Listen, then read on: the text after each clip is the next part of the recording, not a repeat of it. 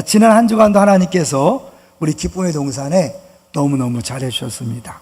먼저 우리 중등부 수련회가 이 무더위 속에 2박 3일 동안 학생 27명, 또 교사, 또 식당 도우미까지 합쳐서 20명, 그래서 47명이 은혜 중에 잘 마치고 왔습니다. 섬겨주셔서 감사하고요. 초등부가 오늘까지 진행되는데요, 약 아이들이 한 50명씩 그렇게 참여해서 진행하는 걸 보고 참 감사했습니다. 계속해서 남은 일정을 위해서도 기도해 주시면 감사하겠습니다. 책세어가 진행됐는데요, 이번에는 세 팀이 찬양으로 섬기더라고요. 나눔교구에서 3일을 섬겨주시고, 고등부에서 하루 섬기고, 또 일부 찬양단에서 이틀을 섬기는 걸 보면서 이 박 강사님이 여유만만한 이유를 알겠더라고요. 참 많은 분들이 도와주셔서 그렇게 기쁨으로 사역하는 걸 볼 때 행복했습니다. 우리 이번 주에도 또 기쁨으로 섬겨주시면 감사하겠습니다. 이제 마지막 세 번째로는 아주 두 가정 때문에 행복한 한 주였는데요, 먼저 우리 윤영현 집사님이라고 우리 드럼을 치는 배 집사님의 아내가 항암 치료를 계속 받아왔는데, 이번에 사진을 찍어보니까 혈액, 암수치, 혈소판 완전히 깨끗해졌다. 무슨 뜻이 아시죠? 암이 깨끗이 났다. 그래서 6차까지 원래 항암이 예정돼 있다가 이번에 4차만 맞고 이제 그만두고 3개월 뒤에 사진을 찍어보는 것으로 그렇게 했다 그래요. 완치됐다니까요. 감사합니다.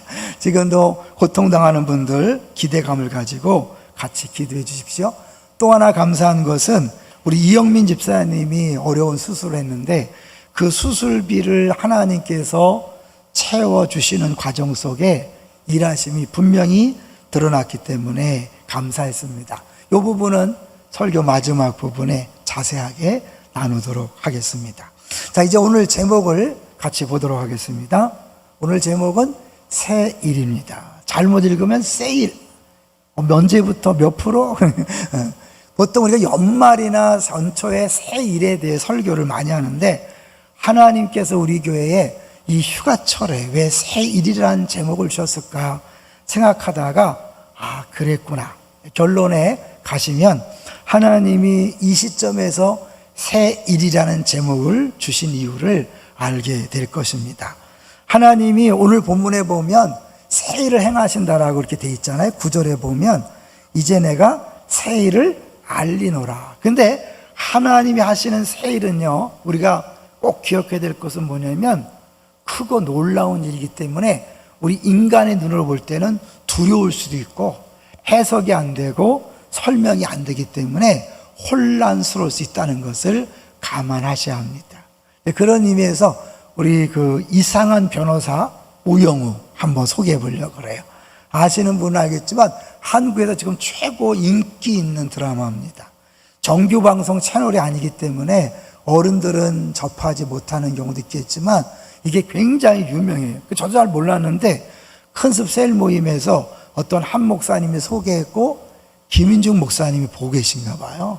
보고 오더니 이야 정말 놀랍다 막 이러면서 그 감탄하시면서 얘기하셔서 저도 한번 봤어요. 근데 이 자폐 환자인데 변호사가 됐어요.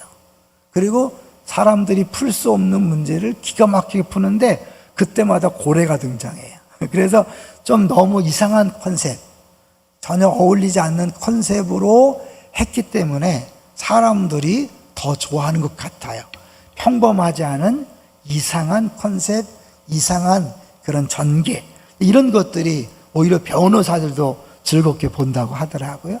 근데 정말 더 이상한 것을 제가 오늘 보여드리려고 그래요. 오늘 본문은 하나님이 하시는데 정말 이상해요. 그 이상함을 발견할 때 은혜가 됩니다. 42장 1절을 볼까요? 42장 1절 같이 읽습니다. 시작. 내가 붙드는 나의 종, 내 마음에 기뻐하는 자, 곧 내가 찾은 사람을 보라. 내가 나의 영을 그에게 주었은즉 그가 이방에 정의를 베풀리라. 나의 종에 대한 이야기인데 여기 보니까 이방에 정의를 베푼다. 정의를 베푼다는 것은 왕의 사역이거든요. 왕은 왕인데 이상한 왕이에요.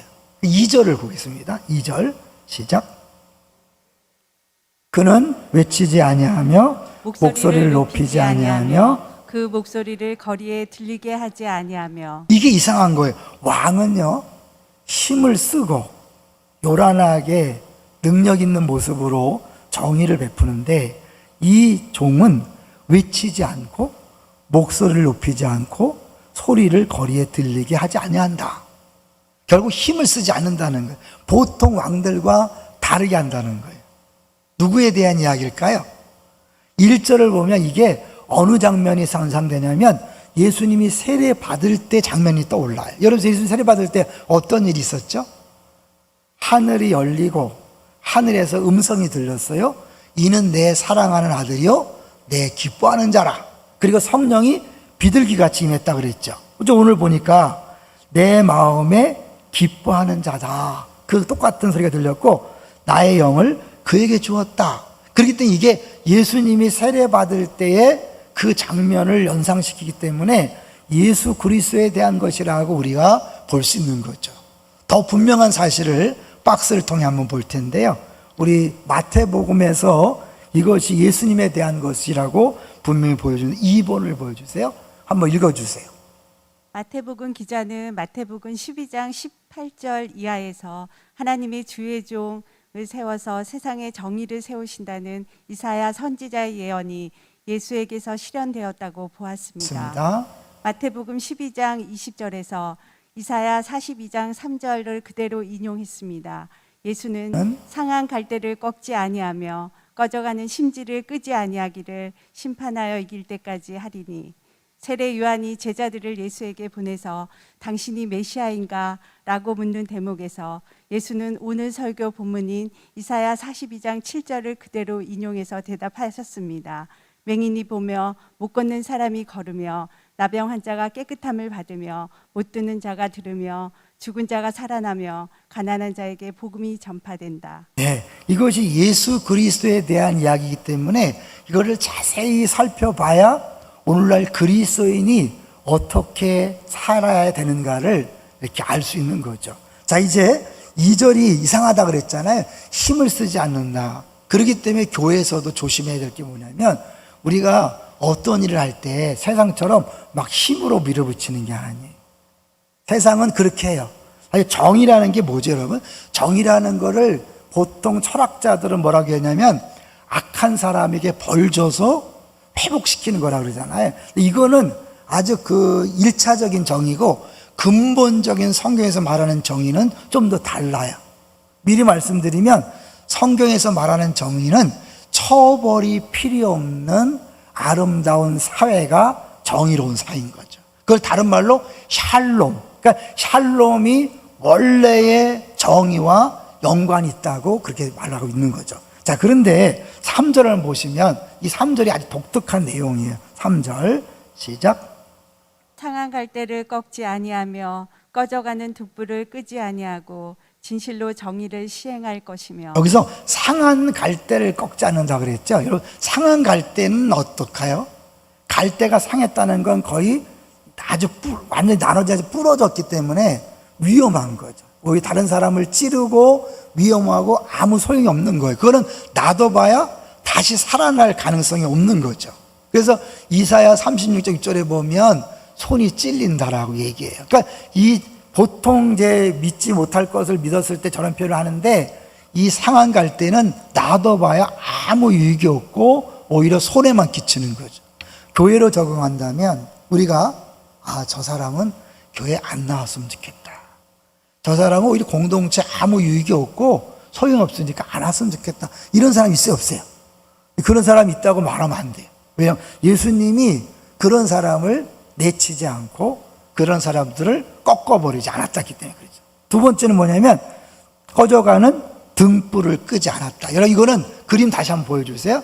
그림 보여주시면 저 꺼져가는 심지는 냄새만 나고 불을 밝히지 못하기 때문에 아무 의미가 없어요. 저건 빨리 제거하고 새로운 심지로 갈아 껴야 되죠. 그런데 예수님이 그걸 끄지 않는다 그랬어요. 그러니까 우리의 생각과 너무 다르죠. 우리는 보통 별로 이익이 안 되고 소용이 없고 문제를 일으키면 어떻게? 과감하게 잘라야 되잖아요. 그래야 모두를 위한 것이라 생각하잖아요. 예수님은 그렇게 하지 않으셨다. 근데 여기서 이 상한 갈대라는 게 너무 재미있어요.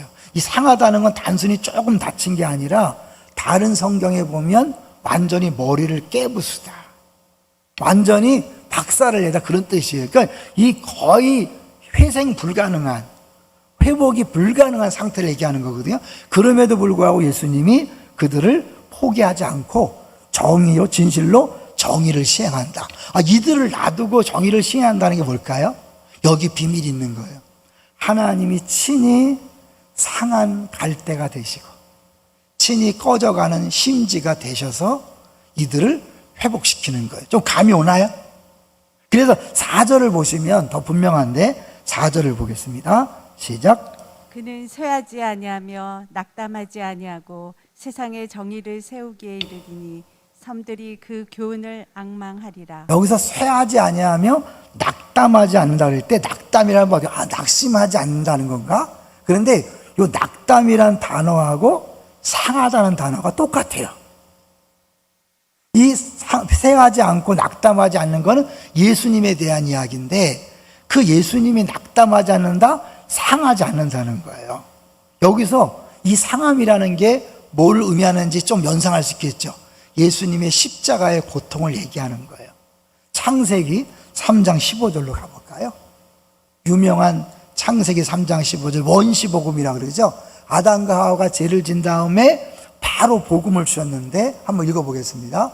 시작. 내가 너로 여자와 원수가 되게 하고 내 후손도 여자의 후손과 원수가 되게 하리니 여자의 후손은 내 머리를 상하게 할 것이요 너는 그의 발꿈치를 상하게 할 것이니라 하시고. 내 머리를 상하게 할 것이요. 이건 뭐냐면 여자의 후손은 내 머리를 상한다.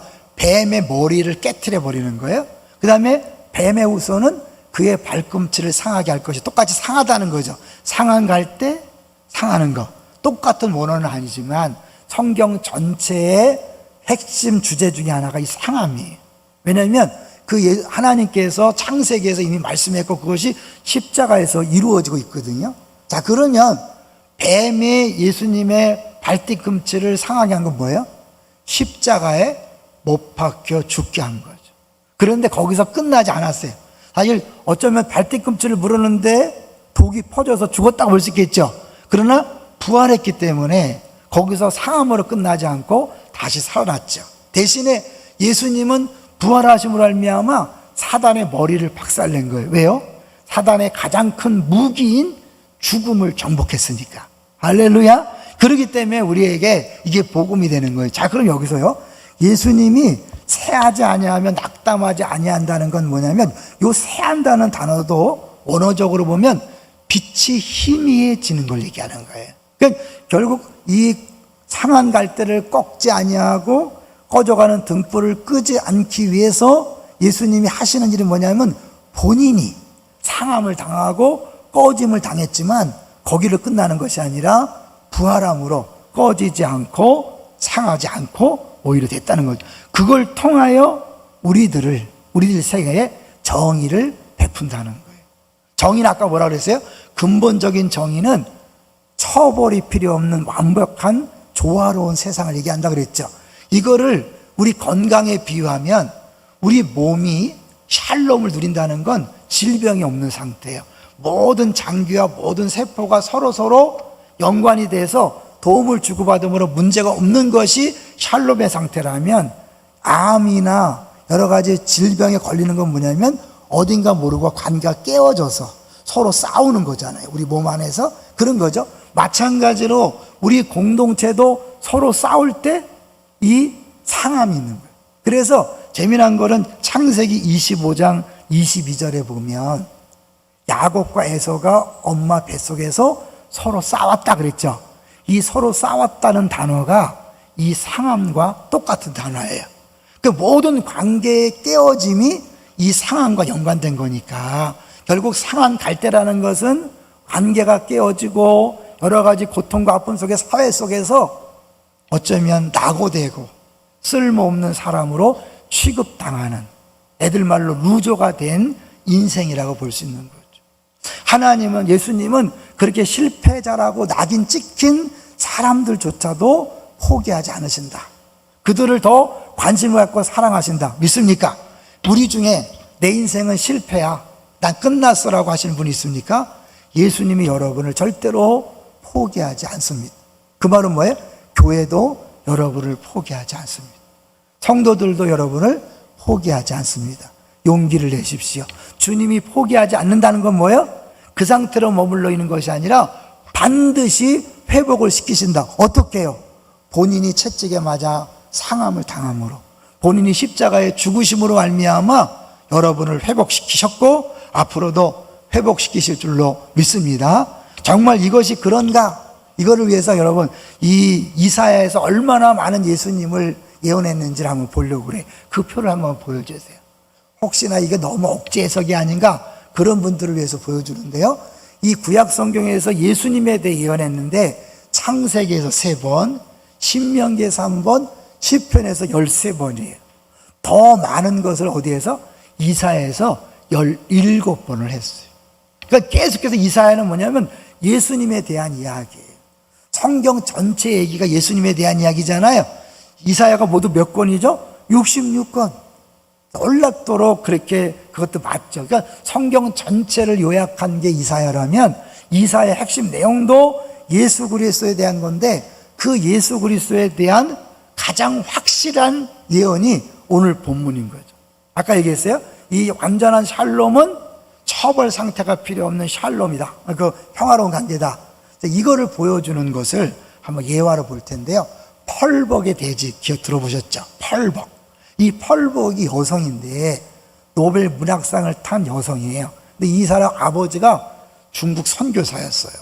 근데 선교지에 있을 때 그 동네에 가뭄이 있었고 이 가뭄이 이 서양 사람들 때문에 왔다고 중국 사람들이 생각한 거예요. 그래서 아버지가 집을 떠나 전도 간 사이에 이들이 이 아내와 또 이 펄벅 딸을 잡아다가 제물로 바치겠다고 이야기를 하는 거예요. 그 얘기를 들은 중국인 그 가정부가 이 사람들이 얼마나 화나는지 아니까 이건 누구도 해결할 수 없다. 그래서 두려워한 거예요. 그래서 이 펄벅의 엄마가 골방에 들어가서 간절히 기도했어요. 오랫동안 기도한 다음에 하나님이 함께 한다는 확신을 갖게 됐어요. 그리고 나서 하신 일 한번 읽어주세요. 어머니는 집안에 있는 찻잔을 모두 꺼내 차를 따르게 하고 케이크와 과일을 접시에 담았습니다. 집안의 모든 문을 활짝 열어두고 아이들과 함께 거실에 앉아 있었습니다. 마치 준비한 것처럼 펄벅에게 장난감을 가지고 놀게 하고 어머니는 바느질감을 들었습니다. 잠시 뒤에 함성이 들리더니 몽둥이를 든 중국인들이 열린 대문을 통해 단숨에 거실로 몰려왔어요. 이들은 문이 닫혀 있을 줄 알았는데 열려 있는 것을 보고 당황한 거예요. 근데 그때 엄마가 잘 오셨어요. 기다리고 있었어요. 차라도 드세요. 그들이 막 죽이러 온다 그래서 같이 대항해 싸우거나 숨는 게 아니라 그들을 사랑으로 맞이한 거예요. 정중히 차를 권하자 중국인들은 멈칫거리다가 못 이기는 척 방으로 들어와서 차를 마시고 케이크를 먹었어요. 그때 엄마가 올간에 앉아서 중국말로 찬송을 부르기 시작했대요. 비할 데 없는 존귀한 우리 주여. 찬송이 끝날 때까지 이들이 조용했고 자기들이 얼굴을 마주보고 멋쩍어 하다가 하나둘씩 돌아갔대요. 그리고 그날 밤 그토록 기다리던 비가 내렸어요. 여러분, 이 상태가 샬롬인 거예요. 악을 제거해서 평화를 누리는 게 아니라 모든 관계가 회복되고 모든 문제가 해결됨으로 어느 누구도 공격하지 않고 공격당하지 않는 상태. 누가 있을까요? 하나님이 하신 거예요. 예수님이 십자가에 죽고 부활하심으로 이미 이뤄놓으신 그 완벽한 샬롬을 우리 삶 속에서 순간순간마다 하나님이 이루시는데 그 과정 중에 하나님이 우리를 통해 한다는 것 잊지 마십시오. 이제 두 번째 대지를 가볼 텐데요. 첫 번째는 이방의 정의를 베푸는 것인데 두 번째는 이방의 빛이 되게 하는 거예요. 좀 더 정리할 거예요. 첫 번째 대지를 예수님께서 1차적인 정의, 악에 대한 심판을 본인이 당함으로 말미암아 우리에게 온전한 정의를 주신 거죠. 이해되세요? 그분이 채찍에 맞으면 나을 입었다는 건 뭐예요? 우리들이 마땅히 죽어야 될 죽음을 대신 죽었잖아요. 요걸 보여주는 게 이제 6절이에요. 6절. 6절을 같이 읽겠습니다. 시작. 나 여호와가 의로 너를 불렀은즉 내가 내 손을 잡아 너를 보호하며 너를 세워 백성의 언약과 이방의 빛이 되게 하리니. 네, 백성의 언약과 이방의 빛이잖아요. 요거는 정확하게 이렇게 의미가 전달 안 되는데, 아까 공동체 성경을 영어로 보신 분들 아까 나왔을 때 어떻게 됐냐면 백성을 위한 언약, forever. 그 다음에 이방을 위한 빛. 좀 감이 잡히나요? 백성을 위한 언약이라는 건 뭐냐? 이 백성, 이스라엘 백성들을 이야기하는 건데, 이스라엘 백성들을 위하여 예수님이 언약이 되셨다. 그 말은 뭐예요? 언약적 저주의 죽음을 대신 담당했다. 이스라엘 백성이 언약을 깨트렸기 때문에 그들이 심판받아야 돼. 언약 저주를 받아야 돼. 근데 저주를 쏟아버리면 언약을 행할 수가 없잖아요. 그러니까 예수님이 대신 언약적 저주를 받고 죽으시는 걸 얘기하는 거예요. 그리고 나서 이방인들을 위해서는 빛이 되었다. 그 말은 뭐예요? 이방인들에 위한 복음이 되었고 그들을 구원하고 치유하게 되었다는 것을 이야기하는 거죠. 그래서 그걸 볼게요. 7절을 보십시오. 구체적으로 이것이 이루어진 게 7절이죠. 시작. 내가 눈먼 자들의 눈을 밝히며 갇힌 자를 감옥에서 이끌어내며 흑암에 앉은 자를 감방에서 나오게 하리라. 눈먼 자들의 눈을 실제로 이 육체의 눈도 밝히시지만 진짜 중요한 건 뭐예요? 영적인 눈을 밝혀서 자기가 지금 어디로 가는지, 죽음을 향해 가는지 알지 못하는 그들에게 눈을 떠서 자기의 상황을 보게 하고 예수를 믿고 구원받게 하는 거잖아요. 이 사실을 알 때 모든 문제가 풀어지는 거예요. 제가 재미난 경험이 있었는데요. 우리 손자들이 와서, 손자들의 애기들은요, 뭘 자꾸 눌러보려고 그래. 이게 켰다 이게 너무 좋으니까 막 스위치, 막 전등 스위치 누르고 제 데스크탑 스위치를 막 누르는 거예요. 그러면 켜뒀다가 또 누르면 꺼졌다가. 우리 사위가 컴퓨터 고장 날까봐 그 뒤에 있는 전원을 껐더라고요. 저는 그걸 몰랐는데 갑자기 이제 내가 꼬리 물기를 하려고 이렇게 켰는데 안 들어오는 거야. 이게 큰일 났네. 그래갖고 막 전원도 한번 다시 확인했다 뺐다 켜고 어디 문제 있나 하다가 그 데스크탑 열어보고 막 분해됐어요. 잘 모르지만 안 되는 거예요. 그랬더니 우리 아내가 와서 이제 같이 하다가 그 뒤에 온오프가 있더라고요. 그거를 딱 켜니까 그냥 들어오는 거예요. 딴 데 문제가 있는 게 아니에요. 그 하나에서 하나. 그 하나의 문제만 해결되면 다 되는 거예요. 우리 인생의 문제는 뭐예요? 죄의 문제. 죄 때문에 우리 안에 다툼이 왔고 분열이 왔고 샬롬이 깨졌고 끊임없는 상함이 생긴 거예요. 그것들을 해결할 수 있는 유일한 길은 뭐예요? 예수 그리스도를 믿는 거예요. 이제 그게 여기서 어떻게 눈먼 자를 보게 하고 눈을 밝히고 감옥에서 끌어낸다라고 한 거죠. 근데 이렇게 해서 하시는 일이 뭐야? 하나님이 영광을 받으시는데 이런 일들은 하나님께서 하시는 일이기 때문에 우리가 볼 때는 다 이상하고 어려울 수 있어요. 자, 그런 의미에서 이어령 박사 얘기를 잠깐 해보려고. 유명하죠? 얼마 전에 하늘나라 가셨는데 이어령 박사가 예수 믿게 된 계기 아시는 분 알겠지만 딸 때문에 사실은 예수를 믿게 됐어요. 근데 이분이 예수 믿을 줄 아무도 몰랐어요. 본인도 절대 안 믿는다고 생각했어요. 왜? 지성인이 예수를 믿는 건 불가능하다 그랬거든요. 이분이 예수 믿어갖고 주변에서 난리가 났어요. 배반자라고 그러고. 그만큼 충격적인 사건이었거든요. 어떻게 예수 믿게 됐냐? 다음 넘어가세요. 이민아 씨라고 딸인데 미국으로 가서 변호사가 되고 암에 걸렸어. 변호사가 되고 검사 되는데 암에 걸려서 힘들었는데 다시 재발했고, 그다음 주치원에 간 둘째 아들이 특수자폐아동으로 판정이 났고 학교가 많은 싸움을 했고 7일을 위해 하와이를 건너갔는데 망막이 파열돼서 시력을 잃게 된 거예요. 이때 이제 이어령 박사의 마음속에 아버지로서 딸에 대한 안타까움이 생기니까 다음과 같이 기도한 거예요. 그걸 한번 읽어주세요. 이어령 박사는 그때 기도를 했다고 한다. 만약 미나가 어제 본 것을 내일 볼 수 있고 오늘 본 내 얼굴을 내일 또 볼 수만 있게 해주신다면 저희 남은 생을 주님께 바치겠습니다. 그리고 나서 기적이 일어났고 파열됐던 망막이 다시 붓고 시력이 회복된 것이다. 둘째의 자폐증도 사라졌다. 결국 그 딸의 시력과 손자의 자폐증은 무엇을 위한 것일까요? 이어령 박사를 구원하기 위한 하나님의 프로젝트는 아니었을까요? 하나님 꼭 그런 방법을 써야 되냐라고 할 수도 있지만 이어령 씨를 구원하기 위해서는 아마도 그것이 유일한 방법이 아니었을까. 하나님이 상한 갈대와 꺼져가는 심지 같은 우리들 한 사람 한 사람에게 정확한 진단, 정확한 치료 방법을 아시는 줄로 믿습니다. 하나님께서 이렇게 누군가를 구원하기 위하여 행하신 이 엄청난 일들, 이것들은 우리 삶 속에 지금 계속되고 있기 때문에 여러분 우리 신앙이 어려운 거예요. 그런 의미에서 제가 자주 말씀드렸던 원더풀하고 그레이스를 한번 보여드릴게요. 원더풀 그러잖아요. 어떤 분 재밌게 했어요. 이걸 원더와 풀로 나누면 먼저 원더풀이 되기 전에 원더, 놀라는 일이 생기는 거예요. 우리가 신앙생활 하다가 깜짝 놀라잖아요. 그거 큰일 났네. 어떡하지? 이런 일들을 주님이 수시로 주는 거예요. 왜? 그걸 통하여 우리들 깜짝 놀라는 신비한 일들을 행하시기 때문에 그래요. 그리고 우리가 모든 게 은혜라 그러죠? 그레이스, 은혜라 그러는데 우리는 당연한 거 하나도 없고 모든 게 은혜라고 그러는데 말은 은혜라고 그러는데 전혀 삶이 안 달라져요. 은혜란 뜻이 뭐예요? 하나님께서 하신 일이에요. 하나님은 우리보다 너무 지혜롭고 너무 뛰어나기 때문에 우리들이 이해할 수 없고 해석이 안 되는 방식으로 일합니다. 믿습니까? 그런데 분명한 것, 그건 우리들을 위한 거예요. 자, 볼까요? 하나님 어떤 분이라고 소개하냐면 5절을 보십시오. 5절 시작.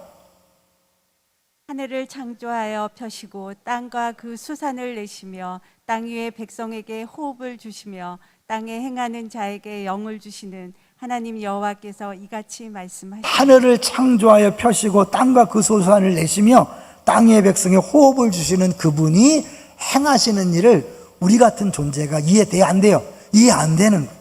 해석이 안 되는 거예요. 그래서 어려울 수 있어요. 근데 여러분 아셔야 돼요. 하나님 그렇게 하신다. 하나님 새 일을 행하시는데 우리들이 이해할 수 없고 해석이 안 되는 방법을 하시는데 반드시 그대는 원더풀이 나온다 라는 것들을 기억하면서 이제 우리가 어려운 일 할 때 두려워하거나 염려하지 않고 우리들이 해야 될 일이 있어요. 그건 뭐냐면 이제 같이 한번 볼 텐데요. 우리 오스왈드 챔버스의 이 주님은 최고봉이라는 책 소개 한번 할게요. 이 책이 너무 유명한데요. 사람들이 물었어요. 100년 뒤에도 우리 서저에 꽂혀 있을 만한 책 3가지를 꼽아낼 때 늘 1등하는 책이 주님은 나의 최고봉. 이 정도로 대단한 책이 없는 분들은 꼭 한번 읽어보시면 되겠어요. 근데 여기에 이런 내용이 나와요. 너희들은 다른 사람을 위하여 찢어진 빵이 되고 부어주는 포도주가 되라. 그런 표현이 있어요. 뭘 얘기할까요? 예수님이 자신의 살을 찢으시고 피를 흘리신 것처럼 우리들이 다른 사람에게 그런 역할을 하라고 하는 거예요. 한번 읽어주세요. 영적으로 곤비합니까? 피곤과 곤비는 생명력이 고갈된 것을 의미합니다. 영적 고갈은 죄가 아닌 섬김을 통해 잠깐 옵니다. 멈추세요. 영적 고갈. 내가 지쳤다. 이거는 죄 때문에 온 게 아니라 섬김을 통해서 다 섬기다가 다 소진했기 때문에 오는 거예요. 그 다음에 영적으로 고갈되지 않으려면 지속적인 공급을 받아야 합니다. 예수님께서 베드로에게 말씀하셨습니다. 내 양을 먹이라. 그러나 주님은 베드로에게 양들을 먹일 아무 음식도 주지 않으셨습니다.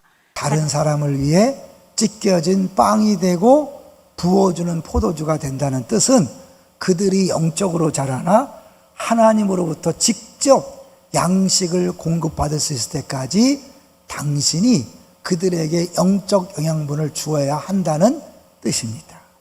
우리가 자녀를 키울 때 자녀를 위해 부모가 모든 것을 공급하는 것처럼 어른 될 때까지 마찬가지 영적으로 어린 사람들을 위해서 우리가 다 쏟아 부어줘야 돼요. 이때 그들은 당신을 밑바닥까지 고갈시킬 것입니다. 그러므로 당신 스스로 충분한 공급을 받고 있는지 확인하십시오. 제가 왜 휴가철에 하나님 이 말씀을 주셨을까? 휴가철이지만 여름 사역 때문에 우리 교사들 또 어른들이 많이 지쳐있죠. 여러분 그때 지치는 건 당연한 거예요. 그리고 지치도록 일하는 거 너무 소중한 거예요. 그러나 그걸로 끝나면 안 되고 끊임없이 우리가 공급을 받아야 돼요. 어떻게 공급받을까요? 하나님을 앙망하는 자가 피곤치 않다 그랬잖아요. 끊임없이 기도의 자리를 나오셔야 돼요. 한 몸 기도에 나오셔서 기도하셔야 돼요.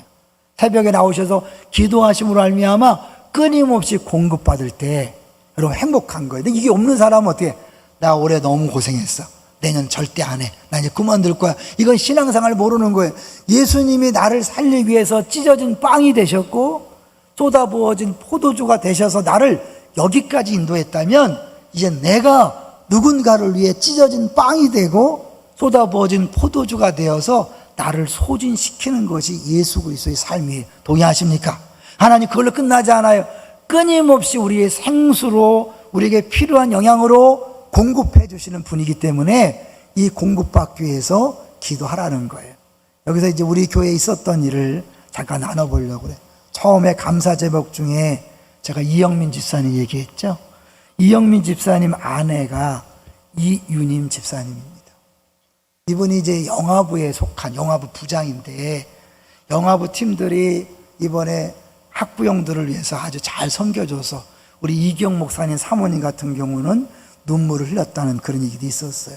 그만큼 부모들을 잘 섬겼는데, 이경 목사님 다쳤을 때 그 이경 목사님 둘째가 영화부니까 영화부 학부형을 섬기는 마음으로 영화부 교사들이 돈을 모아서 했다 그래요. 그건 한 번은 괜찮은데, 두 번째, 이번에 그 이윤인 집사님의 남편이 큰 수술을 했고 엄청난 수술비 때문에 힘든 거예요. 그냥 가난해요. 이 남편이 적은 수입으로 생활을 유지하는데, 이 남편이 이번 수술 받게 되면 수입이 없어진 거예요. 근데 이번에 병원비가 1,000만 원이 넘게 나왔어요. 이 사실을 통보받고 이 집사님이 너무너무 안타까운 거예요. 그래서 이제 하나님 앞에 이 본당에, 2층 본당에서 기도를 한 거예요. 주님 아시지요? 오늘 남편이 수술을 했어요. 그런데 감당할 수 없는 병원비 어떻게 해요? 앞이 캄캄하니까 기도도 안 나오더래요. 그래서 그냥 울었대. 눈물만. 그래서 제가 여러분 한몸 기도에 오라 그랬을 때, 난 기도할 마음이 아니다, 와서 우세요. 안 되면 여러분 주무셔요. 괜찮아요. 그러다가 주를 만나는 게, 울고 계속 눈물 나오다가 한참을 울었을 때 하나님께서 이런 마음을 주셨대요. 내가 할게. 그 말을 듣고 나서, 진짜요? 주님이 해주신다고 하셨으니 주님이 해주세요. 그러고 나니까 마음에 놀라운 평안이 왔고, 이제 자기 기도가 아니라 다른 사람의 기도를 하다가 집으로 갔다는 거예요. 근데 뭐 사방을 뒤져봐도, 심지어 실비까지 해도 먼저 돈을 지불하고 나중에 청구하라는 거예요. 그 엄청난 돈을 감당이 안 돼갖고 이제 어떻게 해야 되나. 하나님이 하신다고 그랬지만 시간이 갈수록 이게 점점 초조해지는 거예요. 그 응답받고 5일이 지났을 때 한 사람이 묻더랍니다. 근데 그때 기도하면서 주님이 하신다고 말씀했으니까 내가 누구에게도 말하지 않고 누구도 찾아가지 않겠다고 결심했대요. 그러나 누가 먼저 물어보면 대답을 하겠다. 근데 5일 만에 누군가가 진짜 물어봐 줬다는 거예요. 그러면서 이렇게 묻더래요. 얼마 준비됐고 얼마 있어야 되느냐. 근데 자기가 그 말을 듣고 깜짝 놀랐다는 거예요. 왜? 물어보는 사람이 있었으니까. 그래서 사실 이만큼 해서 이만큼 나왔는데 전혀 준비가 안 됐다.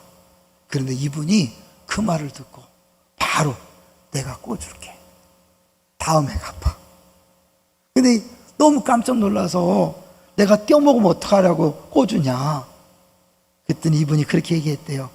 심리도 못 가서 발병 날 거 아니까 안 도망갈 거잖아요. 현금으로 줄까요? 통장에 계좌 이체로 해줄까요? 그 말을 듣고 나서 야, 주님이 하셨구나 라고 생각하면서 주님이 이렇게 일하신다는 것을 깨달았다는 거예요. 그리고 나서 이제 사실은 그 돈으로 지불하고 퇴원한 다음에 영화부 교사들이 돈을 모으고 순장들 돈을 모아서 그분을 갖다 줍니다. 부부가 펑펑 울었대요. 우리는 왜 이런 고난이 우리에게 오는지 잘 몰라요. 주님이 하시는 일은 우리가 다 이해하기에는 많은 세월이 필요해요. 그러나 분명한 것은 그 모든 것들은 하나님이 하시는 일이란 것은 우리에게 좋은 것이고 유익한 거예요. 그러나 그 고통을 이겨내기 위해서는 누군가가 옆에서 찢어진 빵의 역할을 해야 돼요. 쏟아부어지는 포도주 역할을 해야 되는 거예요. 그래서 위로받고 이겨나가게 해야 되는 거예요. 제가 영화부가 대단한 게 한 번도 아니고 2번 연속으로 그렇게 돈을 모아서 섬기는 걸 보면서 이게 진짜 사랑이다, 이게 진짜 아름다운 공동체의 모습이다 라는 생각을 하고 행복하다 생각이 들었어요. 뭐니 뭐니 해도요, 사랑은 돈으로 표현되는 겁니다. 동의하시나요? 왜요? 우리는 돈을 생명보다 귀하게 여기기 때문에 이 돈에 우리 마음이 있는 거예요. 선뜻 돈을 꿔주거나 돈을 준다는 자체는 쉬운 일이 아닌 거예요. 성령께서 하셨다고 저는 믿습니다. 하나님이 지금 우리 교회를 통해 이렇게 일하신다는 것이 너무너무 행복해요. 이제 여러분에게 도전합니다. 우리가 상한 갈대와 같은 사람들이었어요. 꺼져가는 심지처럼 정말 말마다 다른 사람 시험 들게 하고 상처 주고 나 때문에 공동체가 어려워졌었어요. 그럼에도 불구하고 주님이 사람들을 통해서 위로하고 격려하고 참아줘서 여기까지 온 줄로 믿습니다. 이제는 우리가 누군가를 참아주고 인내하면서 찢어진 빵이 되어야 됩니다. 쏟아부어진 포도주가 되어서 하나님의 그 세일, 이해할 수 없고 해석이 안 되지만 잘 감당하고 지나가서 결국 주님이 하셨다고 고백하게 하는 것, 이것이 진정한 샬롬 공동체가 아닐까요? 여러분, 우리 가정에서 먼저 하셔야 합니다. 우리 교회에서, 더 나아가서 여러분은 안 믿는 사람들과 함께 있는 직장에서, 사업장에서 여러분 찢어진 빵이 되는 겁니다. 쏟아부어진 포도주가 되는 겁니다. 그래서 달라지나요?